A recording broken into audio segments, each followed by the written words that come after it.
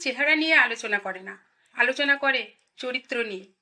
তাই চেহারার থেকে চরিত্রকে বেশি সুন্দর করা উচিত। একটি সুন্দর বাড়ি তৈরি করা ততটা কঠিন কাজ নয় যতটা কঠিন কাজ একটা সুন্দর চরিত্র তৈরি করা।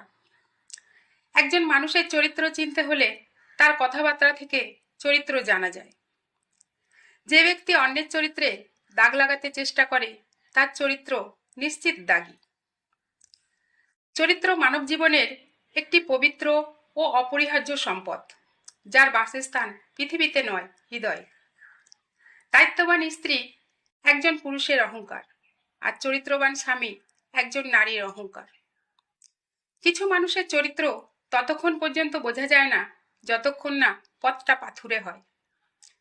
কে কত শিক্ষিত তা গুরুত্বপূর্ণ নয়, কার চরিত্র কত উন্নত বেশি সেটাই গুরুত্বপূর্ণ। চেহারাটা বদলানো যাবে না, কারণ সেটা বিধাতার সৃষ্টি, কিন্তু চরিত্রটা বদলানো যায়, কারণ সেটা নিজের সৃষ্টি।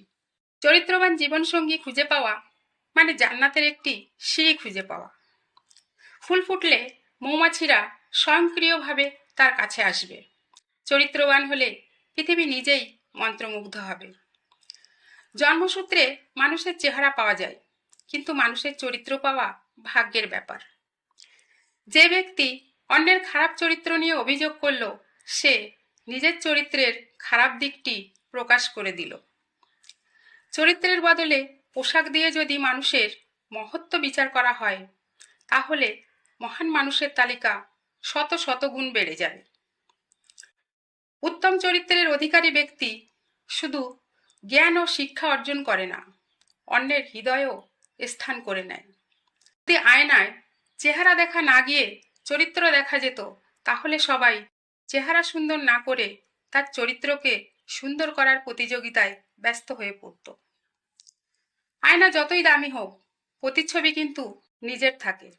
তেমনি পোশাক যতই দামি হোক, চরিত্র নিজস্ব হয়। চরিত্রের কারণে অনেক সম্মানিত ব্যক্তি হারিয়েছেন সম্মান, অনেক নগণ্য ব্যক্তি কুড়িয়েছেন সম্মান। তাই সর্বদা চরিত্র ঠিক রাখা প্রয়োজন। মানুষ প্রতিষ্ঠিত হওয়ার পর যে ব্যবহারটা করে, সেটাই তার আসল চরিত্র। আপনার চরিত্র যদি ভালো হয়, তাহলে একজন দুষ্টু লোক আপনাকে যতই বদনাম করার চেষ্টা করুক, লোকে তা বিশ্বাস করবে না। চরিত্র হলো গাছ, আর খ্যাতি হলো তার ছায়া। চরিত্র এবং সম্মান এমন দুটি জিনিস যা একবার নষ্ট হয়ে গেলে আবার তৈরি করা কষ্টসাধ্য। একজন মানুষের চরিত্র প্রকাশ করে দেয় সে মহৎ নাকি অজ্ঞ, বীর নাকি অহংকারী, পবিত্র নাকি অপবিত্র। চরিত্র হলো মানুষের আসল চেহারা। সুন্দর চেহারার চাইতে সুন্দর চরিত্র অনেক দামি।